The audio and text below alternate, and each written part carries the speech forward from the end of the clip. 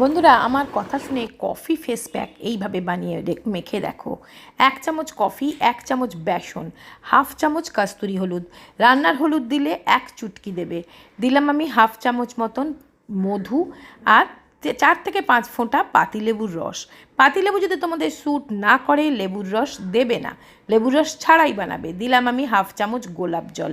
প্রত্যেকটা জিনিস খুব ভালো করে মিক্স করে ফেসে লাগিয়ে 10 থেকে 15 মিনিট রেখে দেবে। তারপরে ওই যে লেবুটা দিয়ে হালকা রাব করে তারপরে মুখটা ঠান্ডা জল দিয়ে ধুয়ে নেবে। দুর্দান্ত রেজাল্ট পাবে, একদিন করে দেখো। বন্ধুরা এটা হচ্ছে আগারোর ফেশিয়াল হেয়ার রিমুভার।